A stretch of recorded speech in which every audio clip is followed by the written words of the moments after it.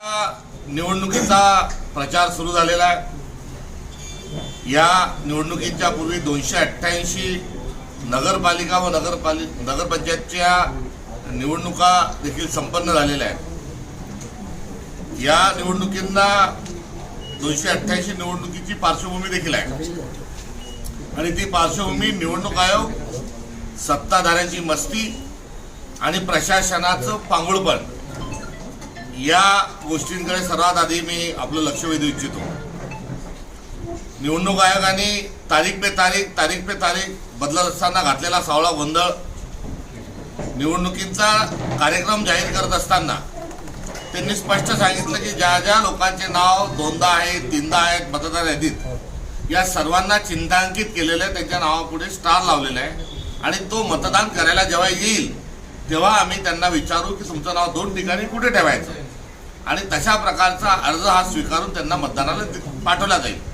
मात्र त्यात असलेल्या चिन्हांकित मतदार यादीचा कुठलाही वापर हा निवडणूक आयोगाने केला नाही आणि पर्यायाने फार मोठ्या प्रमाणावर बोगस मतदान देखील झालेलं आपल्याला बघायला मिळालं। मी माध्यमांना धन्यवाद देतो की मतदानाच्या आदल्या दिवशी पैसे वाटत असताना पकडल्या गेल्याच्या संदर्भातल्या स्टोरीज, मतदानाच्या दिवशी सकाळी बोगस मतदार पकडल्या गेल्याच्या बातम्या, मतदार पुढे पळतोय, पोलीस मागे पळतोय, तशा स्वरूपाच्या बातम्या, गाड्याच्या गाड्यावरून मतदार आणल्या जातात त्याचे व्हिज्युअल्स, आणि एवढंच नव्हे तर मंगल कार्यालयामध्ये लोक आणून ठेवले आणि त्यांना बोगस मतदान करायला लावणार अशा प्रकारच्या ठिकठिकाणी घडलेल्या घटना याची पार्श्वभूमी आहे। एरवी मतदानाची मुदत संपण्याच्या 48 तास आधी प्रचार बंद होतो। अपवादात्मक काही परिस्थितीत तो 24 तास आधी बंद केलेला आहे। मात्र यावेळेस केवळ मतदानाच्या 9 तास आधी रात्री 10 वाजेपर्यंत प्रचार करू दिला गेला। याचं कारण जे आहे की रात्रीतून रात्री यांना पैसा वाटता यावा, मतदार केंद्राचं जे सॅनिटायझेशन म्हणतो ते होऊ द्यायचं नाही, गोंधळ घातला जावा म्हणून निवडणूक आयोगाने सर्व आचारसंहिता संकेत हे गुंडाळून ठेवले आणि महाराष्ट्रातल्या गत निवडणुका फ्री अँड फेअर झाल्या नाहीत। या संदर्भात देखील आम्ही निषेध नोंदवतो। ही बाब समाज मनावर कोरल्या जावी, या अनुषंगानं समाजभान निर्माण व्हावं ही अभिलाषा देखील या निमित्तानं मी व्यक्त करतो। साहेब, निवडणुकीमध्ये भारतीय जनता पक्षाने जे यश मिळवलं आहे ते आणि त्यांच्या मित्रपक्षांचं यश हा पूर्ण मॅन्डेट नाही।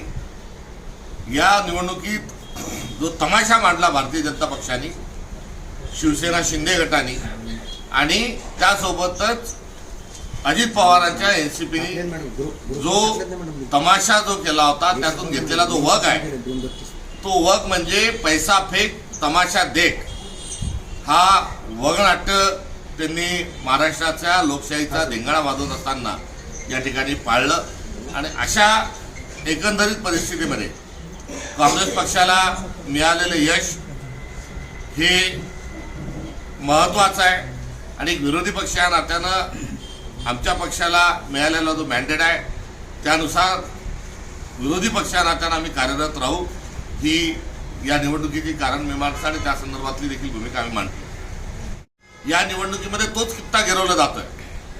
मतदार यादीतले 2 स्टार ठेवून सांगितलं होतं, ते 2 स्टार यावेळेस काढून टाकण्यात आलेले आहे आणि निवडणूक आयोगाने एकंदरीत जी खेळी केलेली आहे त्या खेळीतून वोट चोरी ही वारंवार कशी होते हे सिद्ध झालेलं आहे। हे देखील या निमित्तानं मी आपल्या निदर्शनास आणून देऊ इच्छितो। यात भरीसभर मोठ्या संख्येने विड्रॉल करणे आणि मोठ्या संख्येने अनअपोज कॅन्डिडेट निवडून आणणे हा देखील एक लोकशाहीला पांगळं करण्याचा भारतीय जनता पक्षाचा आणि त्याच्या मित्रपक्षाचा हा कुठील डाव आहे। हे लोकशाहीला मारक आहे आणि धाक दपट करून घोडेबाजार मांडून आपण जर या पद्धतीने जर निवडणुकांना जात असाल तर लोकशाही आपली आता गुंडाळण्याच्या प्रक्रियेमध्ये भारतीय जनता पार्टी आलेली आहे। हे या निमित्तानं स्पष्ट होत असल्याचं देखील चिंता आम्ही या निमित्तानं व्यक्त करतो। अनअपोज जे आलेले त्या आधारापोटी किंवा आपली जी एक संस्कृती आहे त्या ठिकाणी अपवादात्मक स्थिती आलेली आहे, मात्र त्या ठिकाणची तिथे कारण आहे ती सर्व गुंडाळून ठेवलेली आहे आणि या निवडणुकीमध्ये ज्या तमाशाला घेतलेला जो वग आहे सत्ताधाऱ्यांचा हा आहे बाप बडाना भैया सबसे बडा रुपैया. आणि यामध्ये सत्ताधारी, जिल्हा प्रशासन, त्यामध्ये महसूल विभाग असेल, त्यामध्ये पोलीस विभाग असेल आणि निवडणूक आयोग, हे सर्वजण कशा पद्धतीने निवडणुका या संपन्न करत आहे, ही सर्व बाब, हे आव्हान, ही सरळ सरळ थेट जो थ्रेट आहे, जे भय आहे, जे आव्हान आहे, हे लोकशाही पुढे आहे. आणि भारताच्या नागरिकांना आमचं अर्थस्वरूपाची हाक आहे की राजकीय पक्ष या नात्यानं हे आमचे हेतू आरोप नाहीत. या संदर्भामध्ये गांभीर्याने आपण सर्वांनी लोकशाहीला आणि एकंदरीत या प्रक्रियेला घेतलं पाहिजे. त्यासाठी डोळस दृष्टिकोनातून आपण याकडे बघावं. शेवटी भारताला संविधानिक मार्गानेच आपल्याला चालवायचं आहे, शांततेच्या मार्गानेच चालवायचं आहे. मात्र असंच सर्व जर चालत राहिलं तर अराजकता ही आपल्या देशातही माजवल्या जाईल, अराजकतेची स्थिती निर्माण होईल. आणि श्रीलंकेत जे झालं, नेपाळमध्ये जे झालं, बांगलादेशात जे झालं, ते भारतीय जनता पक्षाला हात जोडून विनंती आहे की ते भारतात होऊ देऊ नका.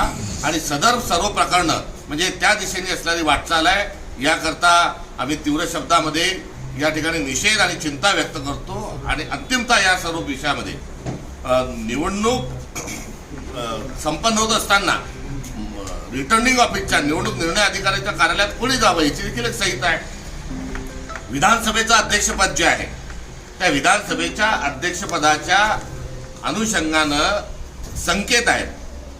ते पद संवैधानिक आहे. राज्यपालांचं, राष्ट्रपतींचं ज्या प्रवर्गात आहे त्याच प्रवर्गात विधानसभा अध्यक्षाचंही पद येतं. आणि ते कस्टोडियन आहेत सभागृहाचे आणि संविधानाचे. मात्र हे राहुल नार्वेकर थेट निवडणूक निर्णय अधिकाऱ्यांकडे जातात. स्वतःचा भाऊ, स्वतःची भावजाई, स्वतःची बहीण या परिवारातल्या 3 लोकांना अनुपम निवडून आणण्याकरता, निवडणूक सोपी होण्याकरता ते पैसे भरून घेतलेले, टोकन दिलेल्या उमेदवारांनाही अर्ज भरू देत नाही. त्या ठिकाणी दमदाटी करतात. नवे नवे दमदाटी नाही तर अत्यंत मवाल्याच्या स्वरूपामध्ये त्या ठिकाणी गुंडागर्दी करता मवाली जसे शब्द बोलतो तसे बोलतात. फोनवर ते निर्देश देतात की सिक्युरिटी काढून घ्या. विधानसभेच्या अध्यक्षाच्या पदापर्यंत असं करणं म्हणजे अत्यंत घातक स्वरूपाचं आहे. आणि या सर्वातून कळस म्हणजे या सगळ्या निवडणुकांमध्ये मोठ्या प्रमाणावर पैसा आणि गुंडागर्दी वापरला जात आहे. तर देवाभाऊ हे देवाभाऊ नाही तर हे घेवाभाऊ आहे. हे घेतात.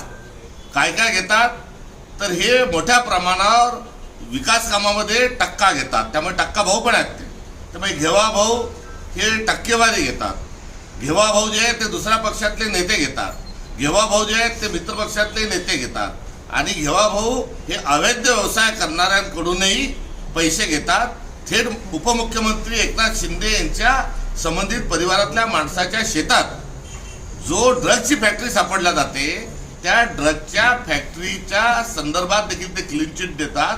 त्यामुळे एकीकडे अवैध व्यवसायातून, दुसरीकडून गुंडागर्दीतून, तिसरीकडे भूमाफियांकडून आणि चौथीकडून शासकीय निधीतून पैसे जमून टक्का भाऊ जे आहेत, घेवा भाऊ जे आहेत, या संपूर्ण एकंदरीत प्रक्रियेला ती काळीक बसत आहे. या सत्सद्विवेक बुद्धीने येणाऱ्या मतदारांनी मतदान करावं ही असणारी आमची अपेक्षा आहे. यासोबतच जे रवींद्र चव्हाणांनी लातूरमध्ये केलेलं जे वक्तव्य आहे, या वक्तव्याचा तर निषेध आहेच आहे.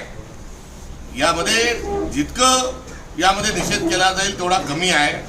मात्र यांना सत्तेचा माज आलेला आहे. यांचा अहंकार इतका एवढा आहे की आता स्वतःला देवाच्याही मोठे समजायला लागलेले आहेत. यांचे पंतप्रधान नरेंद्र मोदी म्हणतात की मी बायोलॉजिकल नाही. आता त्याचाच किस्सा आहे देवेंद्र फडणवीस करत आहे. आणि एकंदरीत जी संस्कृती आहे, ज्या माणसांचं महाराष्ट्र निर्माणमध्ये योगदान आहे, अशा सर्व लोकांचं नाव यांना पुसून काढायचं आहे. केवळ विलासराव देशमुख साहेबांच्याच आठवणी पुसायच्या नाहीत.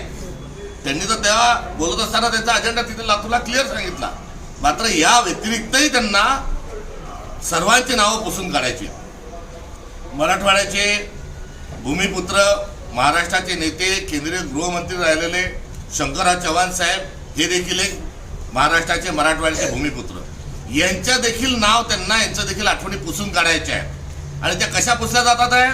इथे तर वक्तव्याच्या माध्यमातून त्यांनी आवाहन केलं. तिथे त्यांनी त्यांच्या पुत्राला, त्यांच्या मुलाला, जे काँग्रेसचे आमचे नेते होते ते आता तिथे जाऊन ते जसं पुस्तक खेळतात आहे, त्यांना पक्षात घेतलं. आणि महाराष्ट्राचा नेता हा जो आहे हा एका गल्लीचा नेता हा अशोकराव चव्हाण साहेबांना त्यांनी केलं. आणि वारंवार ते नांदेडमध्ये आल्यानंतर नांदेडच्या 70 वर्षात या गावाचं नियोजन झालं नाही, या ठिकाणचं नेतृत्व योग्य नव्हतं म्हणजे अर्थात नालायक होतं, त्यांनी नियोजन केलं नाही. अशा प्रकारचे वारंवार भारतीय जनता पक्षाचे नेते देवेंद्र फडणवीस तिथे जाऊन जे नांदेडमध्ये जाऊन ते सातत्याने काँग्रेसचा आणि तिथल्या नेत्यांनी काहीच केलं नाही सांगतात. या अर्थानं शंकरराव चव्हाण साहेबांचे नाव त्यांना पुसून काढायचं आहे. शंकरराव ठाकूरकर साहेब हे लोकसभेचे स्पीकर होते, केंद्रातले गृहमंत्री होते आणि त्यांच्या परिवारातल्या देखील व्यक्तींना भारतीय जनता पक्षात प्रवेश घेऊन त्यांनाही या एका मोठ्या परिवाराचं एवढं मोठं पक्षश्रेष्ठीपर्यंत आणि राष्ट्रीय स्तरावरचं नाव असताना तिथे त्यांच्या नावाचा हा खच्चीकरण करण्याचा आणि त्यांचं नेतृत्व संपवण्याचा प्रयत्न हा लातूरमध्ये ठाकूरकर साहेबांच्याही माध्यमातून हा झालेला आहे. त्याच्या पुढे येऊन बोलायचं झालं तर प्रमोद महाजन साहेब हे भाजपचे मोठे नेते होते, काँग्रेसचे नव्हते. मात्र प्रमोद महाजन साहेबांचं नाव पुसून काढायचं आहे, त्यांच्या आठवणी पुसून काढायचे आहे. अगदी त्यांच्या मुलीचं पूनम महाजनजीचं तिकीट पण त्यांनी कापून तो परिवार हा कुठेतरी विसरण्याच्या पुसण्याच्या पलीकडे त्या पातळीवर हा आणून ठेवलाय. तेवढंच नाही तर ओबीसीचं नेतृत्व करत असताना मराठवाड्यातलं एक भूमिपुत्र या नात्यानं दिवंगत गोपीनाथराव मुंडे हे देखील भाजपचे एक नेते आणि मराठवाड्याच्या विकासामध्ये त्यांचा हातभार आहे. महाराष्ट्रामध्ये त्यांना एक नेता म्हणून मान्यता आहे. त्यांना गोपीनाथराव मुंडे साहेबांचंही नाव त्यांना पुसायचं आहे. पंकजा मुंडेंना जी वागणूक मिळते तो पुसण्यातला त्यांचंच नाव पुसण्याचा एक प्रकार आहे. मुख्यमंत्री देवेंद्र फडणवीस हे कार्यक्रमाला येत असताना जर मुंडे साहेबांचं आणि पंकजा मुंडेचं गाणं आलं, माईकवर वाजायला लावलं तर कपाळाला हात लावून पंकजा मुंडेंना थांबा थांबा म्हणावं लागतं आणि देवाभाऊ जय जयकार करावा लागतो. हे देखील मुंडे साहेबांचं नाव पुसून टाकण्याचा असताना हा प्रयत्न आहे. हा विषय हा खेळ नाव पुसून टाकण्याचा, आठवणी पुसून टाकण्याचा, योगदान अमान्य करण्याचा हा तेवढा पुरताच विलासरावजी साहेबांचा आणि या मराठवाड्याच्या नेत्यापुरताच मर्यादित नाही तर नागपूरला नितीन गडकरी यांचंही नाव पुसून काढायचंय. यावर्षी महानगरपालिकेच्या निवडणुकीच्या प्रक्रियेतून नितीन गडकरीजींना हे दुधातल्या माशीसारखं उचलून हे बाजूला देखील देवेंद्र फडणवीसांनी हे फेकून दिलेलं आहे. मूळ अजेंडा आहे की आम्ही दुसरं कोणीही नको. अटल बिहारी वाजपेयी यांचंही नाव त्यांना पुसून काढायचं आहे, लालकृष्ण अडवाणी यांचंही नाव त्यांना पुसून काढायचं आहे, मुरली मनोहर जोशी यांचंही नाव पुसून काढायचं आहे. नवे तर या सर्वांच्या स्मृतींना हे आता स्मृतिशेष न ठेवता पुसून टाकण्याच्या कामात हे नरेंद्र मोदी आणि अमित शहा लागलेले आहेत. आणि त्याच्या पुढे जाऊन राष्ट्रीय स्वयंसेवक संघ ज्याच्याशी आमचे राजकीय मतभेद आहेत त्या ठिकाणी गोळवळकर गुरुजी आणि डॉक्टर हेगडेवार हे त्या ठिकाणचे दोन असणारे आधारस्तंभ आहे. यांना रेशीम बागेतले त्यांचे पुतळे पण तिथून हटवायचे आहेत, त्यांचे तिथले फोटो पण हटवायचे आहेत. आणि या दोन फोटोच्या ठिकाणी त्यांना नरेंद्र मोदी आणि अमित शहा यांचे फोटो लावायचे.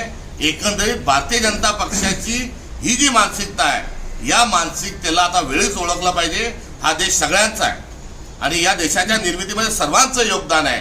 हा संविधानाचा मूळ भाग जो आहे हा यांना हटवायचा आहे. शाहू फुले आंबेडकर या विचारांनाही त्यांना पुसून काढायचं आहे. म्हणून आमचे उदयनराजे असतील, छत्रपती घराणं असेल, त्यांनी त्यांच्या पक्षात घेऊन कुठेतरी त्यांना कमी लेखण्याचा प्रयत्न सुरू केलेला आहे. महात्मा ज्योतिबा फुलेंचा जो विचार आहे तो मागे टाकण्याचा प्रयत्न हा होत आहे. तर या एकंदरीत सर्व कारस्थानाचं पुरोगामी महाराष्ट्रातल्या संपूर्ण कार्यकर्त्यांना, संत परंपरेतील सर्व एकंदरीत मान्यवरांना ही भारतीय जनता पक्षाला पुसून काढण्याचं जी काही त्यांचा अहंकार आलेला आहे, आता यामध्ये यांचा अहंकार पुसून निघावा या अनुषंगानं सर्वांनी आपण सतर्क राहावं ही देखील अपेक्षा यानिमित्त आम्ही व्यक्त करतो. राहिला आपल्याला आज जो एक प्रश्न आपण पत्रकार परिषद सुरू होण्याच्या अनुषंगानं, तर अमरनाथ या ठिकाणी भारतीय जनता पक्षाच्या लेटर पॅडवर अमरनाथ विकास आघाडी ही त्यांनी रजिस्टर करण्याच्या अनुषंगानं कलेक्टरला पत्र दिलं. त्यामध्ये काँग्रेसच्या 12 नगरसेवकांचाही समावेश होता. मुळात ही निवडणूक आम्ही भारतीय जनता पक्षाच्या विरोधात लढलो. ही निवडणूक आम्ही शिंदे शिवसेनेच्या विरोधात लढलो. शिंदे शिवसेनेची तिथे प्रचंड दहशत आहे. त्या ठिकाणी कोणालाही ते उभं राहू द्यायला तयार नव्हते. अशा परिस्थितीत आमचा नगराध्यक्ष आणि संपूर्ण पॅनल आम्ही अमरनाथला उभं केलं. एकमेकांच्या विरोधात आम्ही लढलो. मात्र निवडणुकीमध्ये आमच्या उमेदवाराचा आमच्या पक्षाचा पराभव झाला, तसाच शिंदे शिवसेनेचाही पराभव झाला आणि भारतीय जनता पक्ष निवडून आला.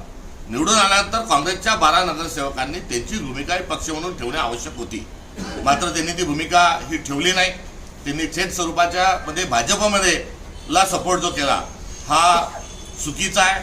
आणि ही बाब जशी निदर्शनास आली तशी निदर्शनास आल्यानंतर तिथले तालुका अध्यक्ष जे होते ज्यांच्याकडे या निवडणुकीचं नेतृत्व काँग्रेसने सुपूर्द केलं होतं आणि या संपूर्ण घटनाक्रमामध्ये ते प्रामुख्याने पुढे होते, त्यांना शिंदे शिवसेनेशी त्यांचं पटत नाही म्हणून तुम्ही भाजपत जाणार का, हाही एक सज्जडदम आम्ही त्यांना आणि चौकाच्या माध्यमातून दिला. आणि पातळी पटत नसेल मात्र शिवसेनेचा आणि भाजप हे दोन्हीच्या सोबत जाण्याचं कुठलं कारण नाही.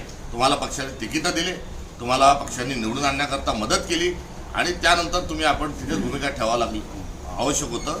मात्र आम्ही त्यांना निलंबित करतो आणि बघा विडंबना, आणि भारतीय जनता पक्ष त्यांना स्वतःच्या पक्षात प्रवेश देतो. म्हणजे भारतीय जनता पक्षाने सगळ्या गोष्टी कशा गुंडाळून ठेवल्या आहे याचं उदाहरण आहे. आणि ही बाब पुढे आल्यानंतर प्रदेशाध्यक्षाने त्यानं मला जाब विचारला, मला प्रश्न विचारले. मी सांगितलं हे अत्यंत चुकीचं आहे आणि आम्ही या चूक केलेल्या लोकांवर कारवाई करणार. नेमका हाच प्रश्न देवेंद्र फडणवीसांना विचारला. त्यांनी सांगितलं चूक आहे, आम्ही त्या नगरसेवकांना आम्ही आमच्या युनिटला तांबे देऊ आणि हे जे घडलंय हे चुकीचं घडलंय. मात्र चुकीचं घडलंय सांगितल्यावर त्यांच्या पक्षावर ते कोणतीही कारवाई करत नाही. आणि आम्ही निलंबित केलेल्या आमच्या चिन्हावर निवडून आलेल्या निवडणुकीमध्ये आम्ही भारतीय जनता पक्षावर टीका केली. आम्ही भारतीय पक्षाच्या संदर्भामध्ये विरोधात असताना आम्ही आमचा विचार सांगितला. त्यांना शिव्या दिलेल्या, भाजपला शिव्या दिलेल्या, भाजपच्या विरोधात असणाऱ्यांना त्यांनी ताबडतोब तिला पावन करून घेतलं. हा भारतीय जनता पक्षाचा दोगलेपणा जो आहे हा या निमित्तानं स्पष्ट होत आहे. अकोटमध्ये तर MIMला भारतीय जनता पक्षाने सोबत घेतलंय. त्यामुळे MIMला आम्ही एरवी बी टीम म्हणतो तेव्हा त्यांच्या नेत्यांना राग येतो आणि BJPला जे आहे ते MIMच्या नेत्यांना कुठेतरी हिंदू विरोधी वक्तव्य करायला लावतात आणि मग स्वतः मसिया म्हणून येतात. मात्र या निमित्तानं या निवडणुकीत महाराष्ट्रात विविध ठिकाणी MIM आणि भारतीय जनता पक्ष हेही सोबत आलेले आहे. एकंदरीत करणी आणि कथनी मधला भारतीय जनता पक्षाचा फरक हा या निमित्तानं समोर येत आहे. आणि आता भारतीय जनता पक्षाचं नैतिक अधपतन आणि वैचारिक दिवाळखोर या सर्व प्रकरणाच्या अनुषंगानं हे जाहीर झालेलं आहे.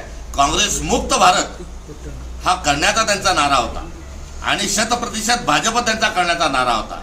तर काँग्रेस मुक्त भारत करत असताना त्यांनी आता भारतीय जनता पक्षच काँग्रेस युक्त केला आहे आणि त्यांच्या या काँग्रेस युक्त करण्यामध्ये या 12 लोकांची जी भर पडली आहे याबद्दल मी या ठिकाणी त्यांच्या मानसिक दिवाळखोरीच्या अनुषंगानं क्यू करतो. आणि 100% भाजपमध्ये आता त्यांच्या दोन्ही मित्रपक्षांना ते गिळंकृत करत आहे असं दर्शनाचा ते प्रयत्न करत आहे. मात्र अजित पवार आणि एकनाथ शिंदे आणि भारतीय जनता पक्ष यांच्यात एक मुरा कुस्ती सुरू आहे. विरोधकांना ची स्पेस आपणच घ्यायची आणि आपणच एकमेकांच्या विरोधात बोलायचं आणि आपल्या विरोधातला आवाज जो आहे हा क्षीण करायचा. त्यासाठी वाटेल तेवढे संसाधनं वापरायचे हे कारस्थान आहे. अजित पवारांना जर भाजपवर टीका करायची आहे तर त्यांनी कुशाल टीका करावी. मात्र सरकारमधून पहिले बाहेर पडा. 70,000 कोटीचा भ्रष्टाचारानुसार आव्हान देतात, दिवाळखोरी झाली ते सांगतात, रोज भारतीय जनता पक्षावर बोलता. अरे पहिले आपण राजीनामा द्या आणि मग टीका करा. हे साधा राजधर्म हे संकेत आहे. आणि भारतीय जनता पक्षही त्यांच्या टीकेला प्रत्युत्तर देते. और टीकेला प्रत्युत्तर द्या ना तुम्ही, मात्र पहिले त्यांना मंत्रिमंडळातून बरखास्त करा, त्यांचा पक्ष बाहेर काढा आणि मग उत्तर द्या. हेच जे आहे ते एकनाथ शिंदेच्या संदर्भात आहे. त्यामुळे ही नुरा कुस्ती जी भारतीय जनता पक्षाची अजित पवार आणि एकनाथ शिंदे सोबत चालली आहे ती या निमित्तानं आपल्या सगळ्यांच्या समोर आली. एवढंच सांगतो, विलासराव देशमुख साहेब हे मराठवाड्याचे नेते आहेत, विलासराव देशमुख साहेब हे महाराष्ट्राचे नेते आहेत, विलासराव देशमुख साहेब हे भारताचे नेते आहेत. आणि अशा आमच्या नेत्याच्या संदर्भात ह्या विकृत मानसिकता बाळगणाऱ्या या पक्षाचा आम्ही धिक्कार करतो. आणि हा देश महामानवाचा आणि सर्वसामान्यांच्या योगदानातून घडलेला आहे. याचा या ठिकाणी ही जी कार्यकारभार आणि विकासाचं जे गणित आहे हे अधोरेखित करतो. हा तुमच्या नॉन बायोलॉजिकल माणसामुळे नाही, या इथल्या तमाम लोकांमुळे आहे आणि परंपरेमुळे आहे. हे या ठिकाणी सांगत असताना भारतीय जनता पक्षाचा पुनश्च एकदा निषेध करतो. त्यामध्ये प्रदीप पाटील जे आहेत तिथले शहर अध्यक्ष, त्यांनी असा आरोप केला की ब्लॉक अध्यक्ष पदासाठी माझ्याकडे हर्षवर्धन सपकाळ यांनी 1 कोटीची मागणी केली. त्यांनी माझी वरिष्ठांकडे तक्रार करावी काही पुरावे असतील तर जरूर द्यावे आणि यामध्ये कुठल्याही प्रकारचं तथ्य असेल तर माझ्यासारख्या कार्यकर्त्यांनी सार्वजनिक जीवनातून निवृत्ती घेतली पाहिजे. आता ब्लॉक अध्यक्षाचा विषय निराळा आहे, यावेळेस प्रदेश 12 नगरसेवकांचा विषय आहे. त्यांनी चूक केलं, त्या चुकीच्या अनुषंगाने केलेली कारवाई आहे. साहेब, आतापर्यंत भाजपमध्ये जे चाललं आहे, शिव्या शाप देणं, एक दुसऱ्याच्या कुरघोडी करणं, दुसऱ्यांचे नावं मिटवणं, फोटो मिटवणं, हे भाजपमध्ये चालल्याचं तुम्ही सांगितलं. मग आताच्या नगरपालिकेच्या निवडणुकीत जिल्ह्यामध्ये काँग्रेसचा सुपडासाप का झाला? आम्ही महाराष्ट्रामध्ये जे लढत असताना, महाराष्ट्रात लढताना प्रतिकूल परिस्थितीमध्ये आमचे कार्यकर्ते लढले. एक मोठं गुंडशाहीचं आणि पैशाचं एक वादळ आलं होतं. अशा वेळेस आम्ही बाहेरून आमचा कार्यकर्ता हा तिथे उभा राहिला. एकूण 41 ठिकाणी आमचे नगराध्यक्ष विजयी झाले. 76 ठिकाणी आम्ही 2 नंबरवर राहिलो. 1006 नगरसेवक आमचे निवडून आले. त्याच्यात वजा 12 करू शकता आपण आता, पण 1006 आमचे निवडून आले. 2500 आमचे 2 नंबरवर राहिले. हे असणारं आमचं एक प्रगती पुस्तक आहे आणि इतक्या विपरीत काळामध्ये आम्ही लढलो याकरता आमचं जे कौतुक होत आहे आणि आमच्या संदर्भामध्ये जो सहानुभूती आणि एक जो पाठिंबा व्यक्त होतो तोही आपल्या निर्देशांच्या या ठिकाणी आणू इच्छितो. यामध्ये एक विषय जो राहिला तोही आपल्या पुढच्या प्रश्नाच्या आधी मला ती भूमिका सांगू द्या. आम्ही महाराष्ट्रामध्ये युती आणि आघाडीचे जे अधिकार आहे स्थानिक पातळीवर दिलेले होते. महाराष्ट्राची एकत्रित आघाडी झाली नाही. स्थानिक नेतृत्व, स्थानिक कार्यकर्ते, स्थानिक पदाधिकारी, स्थानिक जिल्हा काँग्रेस कमिटी यांनी निर्णय घ्यावे या अनुषंगानं महाराष्ट्रातला निर्णय होता आणि महाविकास आघाडी आहे का संपली असंही अनेक त्यांना विचारलं होतं. पण तो हा अधिकार जसा आम्ही स्थानिक पातळीवर दिला होता तसा इतर आमच्या मित्रपक्षांनी दिला. समविचारींच्या सोबत पहिले आम्ही जात होतो. या समविचारीमध्ये अधिक एक मित्रपक्ष हा काँग्रेसला मिळाला. वंचितच्या सोबत आम्ही 3 ठिकाणी आघाडीमध्ये लढतोय.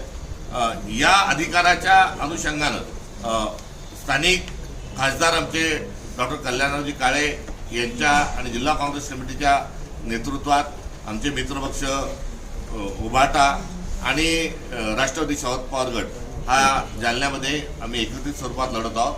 आणि जालन्यामध्ये जो इथला भ्रष्टाचार आहे आणि जालन्यामध्ये गतकाळामध्ये जे झालेल्या काही घटना आहेत, आता ज्यांच्यावर भ्रष्टाचाराचे आरोप इतके दिवस भारतीय जनता पक्ष करत होती, आता त्यांच्याच बॅनरवर त्यांचे फोटो झळकायला लागलेले आहेत. तर हा भारतीय जनता पक्षाचा मानसिक दिवाळखोरी या ठिकाणी जाहीर होत आहे. हे आपल्या निदर्शनास आणून इच्छितो. वर्ल्ड रेकॉर्ड ज्यांना महानगरपालिकेत केलं होतं, एका मीटिंगमध्ये 300 पेक्षा अधिक ठराव हे पारित करण्याचं जे कांड जे झालं होतं, आता त्यातलेच जे सगळे सूत्रधार आहेत हेच आता भारतीय जनता पक्षाच्या विजय करायला सांगत आहेत. त्यामुळे एक थाली के चट्टे कसे एकत्र होतात हे या निमित्ताने दिसत असताना जालना सोनेका पालना हे जे जालन्याच्या संदर्भात म्हटलं जात होतं, त्या जालन्यात आल्यानंतर आता धूळ दिसते आहे. त्या जालन्यात आल्यानंतर आता कचरा दिसतोय. त्या जालन्यात आल्यानंतर आता गटारगंगा वाहताना दिसते आहे. या सगळ्याच्या संदर्भामध्ये इथले नागरिक निश्चित निर्णय घेतील आणि गतवैभव, आपलं असणारं नाव हे प्राप्त करून देण्याकरता महाविकास आघाडीचाच महापौर हा जालन्यामध्ये बसेल. ते आता का देत नाही? राज ठाकरेंनी मुलाखती दरम्यान हा सवाल उपस्थित केला. संजय राऊतांनी मुलाखती. बरोबर आहे. ह्या सगळ्यांच्या अनुषंगानं मी देवेंद्र फडणवीसांचा जो उल्लेख आहे तो गजनी म्हणून केला होता की देवेंद्र फडणवीसांना शॉर्ट टर्म मेमरी लॉस आहे आणि ते खोटारडे आहेत असं म्हणायचं का गजनी म्हणायचं तर गजनीच म्हणू द्या. कारण त्यांनी सर्वात आधी ललकार कोणची दिली होती, त्यांनी कोणती भीमप्रतिज्ञा केली होती की जोपर्यंत वेगळा विदर्भ होणार नाही तोपर्यंत मी लग्न करणार नाही. त्यांचं लग्नही झालं, त्यांना कन्यारत्नही प्राप्त झालं. नंतर त्यांनी सांगितलं होतं की राष्ट्रवादीच्या सोबत युती नाही नाही नाही, ती झाली. आणि बैलगाडीभर पुरावे देऊन त्यांनी सांगितलं होतं की अजित पवार चक्की पीसिंग पीसिंग पीसिंग, ते पण नाही. त्यामुळे ते गजनी झालेले आहेत. त्यांना विसरण्याची जी आहे ती आता कुठेतरी शॉर्ट टर्म मेमरी लॉस झालेला आहे. त्यामुळे आता शंखपुष्पी द्यावी का अजून काही द्यावं का आता त्यांना इतर काही रंग बदलणाऱ्या प्राण्यांचं नाव द्यावं असा एक मोठा संभ्रम आमच्या मनात निर्माण झाला. अंबरनाथ शहर विकास महाआघाडी निर्माण होणार होती. आघाडीतला एक पक्ष त्यांच्यासोबत जाण्याच्या चर्चेत होता. जर असं निवडणुकीच्या नंतर झालं तर काय करणार? काय अंबरनाथप्रमाणे जालना शहरात सुद्धा शहर महाविकास आघाडी निर्माण होणार होती. आघाडीतलाच एक पक्ष त्यांच्यासोबत जाणार आहे अशी चर्चा होती. जर निवडणुकीनंतर तो पक्ष त्यांच्यासोबत गेला आम्ही शिंदे स्पष्ट स्वरूपामध्ये आपण स्थानिक आहात, मी शेजारचा आहे, त्यामुळे आमच्याजवळ आघाडी करण्याकरता 2 विकल्प या ठिकाणी हे उपलब्ध झालेले होते सुमोटो. आम्हाला ते विकल्प निवडणुकीच्या आधी पण एक्सप्लोर करता आले. मात्र वैचारिक भूमिका ठाम आहे. आम्ही घड्याळाच्या सोबत आणि धनुष्यबाणाच्या सोबत कुठेही जाणार नाही. इथलं नेतृत्व आमचं जाणतं आहे. जे अंबरनाथचा संदर्भ आपण घेताय तिथल्या जो भाग होता हा वेगळा होता. पण या सगळ्यातून मॉरल ऑफ द स्टोरी ही आहे की काँग्रेस वैचारिक भूमिकेच्या अनुषंगानं ही ठाम आहे. व्यावहारिक निर्णय तो अनेकांना वाटत नाही. मात्र आम्ही काही व्यवहार करायला धंदेवाईक नाही. आम्ही विचारांची पाईक आहोत. व्यवहार सांगतो की कशाला त्यांना धकून घ्या, ऍडजस्ट करून घ्या, निवडून आले सांगून घ्या. मात्र आम्ही व्यवहार धंदेवाईक नाही. आम्ही विचारासाठी बांधील आहोत आणि विचारासोबतच कायम आहोत. काँग्रेसची देशात सत्ता येऊ द्या, सगळ्यांचं राष्ट्रीयकरण होईल. सर, पूर्वी ईडीचा आरोप केला जातो जो ईडीच्या धाकामुळे तुमचे लोक भाजपमध्ये जात होता. आता कोणता असा धाक आहे की अंबरनाथचे एकाच वेळेस 12 नगरसेवक तुमच्याकडून जातात? आमच्याकडून 12 नगरसेवक गेलेले नाही. जे झाली होती ते आमचे नगरसेवक, आमच्या पक्षाचं स्थान, आमच्या पक्षाचा गट हा अबाधित ठेवून त्यांनी अभद्र युती ही भाजपशी केली होती आणि त्यांनी केलेल्या कृतीच्या अनुषंगानं पक्षशिस्त कारवाई म्हणून आम्ही त्यांना बडतर्फीची कारवाई केलेली होती. पूर्वी ईडीचा धाक होता, आता कोणता? त्यांना धाक सांगतच नाही ना तुम्हाला. तुम्ही धाकाने गेले का नाहीच. आम्ही त्यांना बडतर्फ केलं, बडतर्फ केले. त्यांना काँग्रेसचे नगरसेवक पक्षात घेताना लाज वाटली नाही का, हा त्यातला मूळ प्रश्न आहे. आणि त्यांनी त्यांना विकत घेतलं का प्रलोभनातून घेतलं, हा प्रश्न आता तुम्ही आमच्या निलंबन केला, आमचा विषय संपला. आता भारतीय जनता पक्षाने त्यांना कसं घेतलं, त्यांच्या विचाराच्या असणाऱ्या विचाराला मोठे पाईक होऊन घेतलं का अजून कोणत्या कारणाने घेतलं, भारतीय जनता पक्षाला विचारलं पाहिजे. ते स्पष्ट आहे. या संदर्भात काँग्रेसने यापूर्वीच आरोप केलेला आहे. नवे तर सरकारला आव्हान दिलेलं आहे. समृद्धी महामार्गात 2000 कोटीचा भ्रष्टाचार झालेला आहे, हा काँग्रेसचा आमचा आरोप आहे. आणि संपूर्ण समृद्धी महामार्गाची श्वेतपत्रिका जाहीर करावी ही देखील आमची मागणी आहे. आमच्या या मागणीवर बहिऱ्याचं आंधळ्याचं सोंग हे सरकारने घेतलेलं आहे. आणि या 2000 कोटी रुपयातूनच 50 खोके एकदम ओकेचा नारा बुलंद झालेला आहे. कोल्हापूरमध्ये राष्ट्रवादी एकत्र आले आहेत. अजित पवार असं म्हणतात की झालंय की आणि त्याला जोडून झेडपी निवडणुकीनंतर दोन्ही राष्ट्रवादी एकत्रबाबत चर्चा करू असं अजित पवार म्हणतात. मी काँग्रेसचा प्रदेश अध्यक्ष आहे, त्यामुळे माझ्या पक्षाच्या संदर्भात बोलेल आणि माझ्या पक्षाशी संबंधित असेल त्यावर. साहेब, एक मिनिट. कोल्हापूरमध्ये असं आहे की हसन मुश्रीफ असं म्हणले की काँग्रेसनं या निवडणुकीतून माघार घ्यावी आणि महायुतीला पाठिंबा द्यावा, कारण तुमचं राज्य सरकारने आणि केंद्रात पण सरकारने, असं आवाहन त्यांनी सतीश पाटलांना केलं होतं, अशी माहिती आहे. हसन मुश्रीफ साहेबांनी त्यांच्या पक्षाचा राजीनामा द्यावा आणि भाजपत चाललं जावं. राजकारणातले धुरंधर म्हणजे ठाकरे बंधू संजय राऊतांनी त्यांचा पक्ष आहे, त्यांचे ते नेते आहेत आणि त्यांनी आदरापोटी त्यांच्या नेत्यांबद्दल केलेलं ते वक्तव्य आहे, त्याचा सन्मान आम्हाला. राहुल होऊ दे तुझा. प्रभाग क्रमांक 4 मध्ये काँग्रेसचे 4 उमेदवार उभे असताना एका उमेदवाराला बाहेर बाजूला टाकून एका अपक्ष उमेदवाराला जवळ धरलं आणि त्यांनी पॅनल तयार केलं. ते येतं तुम्ही धाक नाही का काँग्रेसच्या उमेदवारावर? धाकचा विषय नाही. स्थानिक पातळीवर आम्ही या संदर्भात मला माहिती घेऊन भारताला देईल. मात्र आम्ही इथे आघाडी म्हणून जरी लढत असलो तरी 6 ठिकाणी मैत्रीपूर्ण लढत आमची जालन्यामध्ये आहे. ओके.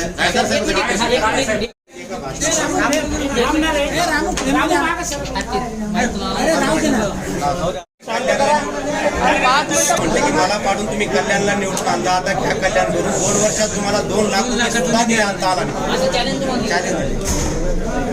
चॅलेंज काय? केंद्र सरकारच्या बजेट झाल्यानंतर जेवढे पैसे राज्याला आले ते आम्ही 48 खासदारांनी जिथं आणले. त्याच्यामुळं केंद्राचं येणारं जे बजेट आहे तेव्हा आता काय राव शब्दांनी सभागृहात बसतात आणि बजेट आणतात का? लोकांना बुमरॅंग करायचा विषय आहे. त्याच्यामुळं असं वळण द्यायचं. मला त्याच्यावर एकच गोष्ट सांगायची, यांनी किती खोटे कामं केले. आदरणीय पंतप्रधान सारख्या माणसाला सांगितलं 2024ला की आमचं ड्रायपोर्ट पूर्ण झालं आणि ड्रायपोर्ट पूर्ण झाल्यावर त्याचं उद्घाटन करा. मोदीजींनी पण त्याचं उद्घाटन केलं. अजूनही ड्रायपोर्ट चालू झालं नाही, फक्त भिंती बांधून ठेवल्या होत्या. आता या 12 महिन्यात त्या ड्रायपोर्टचं काम पूर्णत्वाला नेलं. आता टेंडर निघालं, लवकर ड्रायपोर्ट कार्यान्वित होणार आहे. सर, मागच्या वेळेस आपण टेंडर निघालं होतं म्हणलं होते, तिकडं पाहणी करून आलो होतो, आपण टेंडर निघालं म्हणलं होतं ड्रायपोर्टचं. अजून वर्ष झालं पण अजून तसंच आहे. का ड्रायपोर्टचं टेंडर काल परवा परत गुन्हा निघालं आणि त्याच्यामध्ये 3 पार्ट्या आल्या. केंद्र सरकारचे नितीन गडकरी यांना मी स्वतः जाऊन भेटलो. या वेळेला त्या टेंडरमधली कोणती जी त्यांची नियमानुसार पार्टी असेल ती फायनल होईल आणि ते कार्यान्वित होईल. साहेब, तुम्ही आमदार नाही पण आमदारांचा बाप आहे. एक नाही तर 2 आमदारांचा. आम्हाला त्यांच्या बाप असण्यावर शंका नाही. त्यांना का आली मला नाही कळलं. साहेब, ते विषय असा आहे, त्यांचं म्हणणं आहे की विकास ते आहेच ना. ते नाही का आम्ही कोणी नाकारलं. आता एका राज्यातल्या एवढ्या मोठ्या नेत्यांनी मी 2 आमदाराचा बाप म्हणणं हे कशाला धरून बोलता येतं मला काय कळायला. पण विकास कामाच्या बाबतीत ते करण्याचा प्रयत्न करतात. सरळ गोष्ट आहे. त्यांना हे कळून चुकलंय. या जालन्याची जनता मागच्या लोकांनी केलेल्या भ्रष्टाचारी जनतेतला नेता आपल्या पक्षात घ्यायचा आणि आता आपण बॅकफुटवर गेलो तर कसं करावं म्हणून कुठंतरी त्याला सावरासावरीचा उद्योग सुरू आहे. सर्व राजकीय पक्षांचे लोक बोलवा आणि स्पर्धा लावा, कोणी काय केलं म्हणून. जो हरेल त्याने कान धरून 5 उडबाशा मारा. निश्चितच मला 35 वर्ष झाल्यानंतर मी त्यांच्यासोबत बसेल. मला सुद्धा त्यांच्यासारखे 35 वर्ष झाले की मी त्यांच्यासोबत बरोबरीनं बसेल.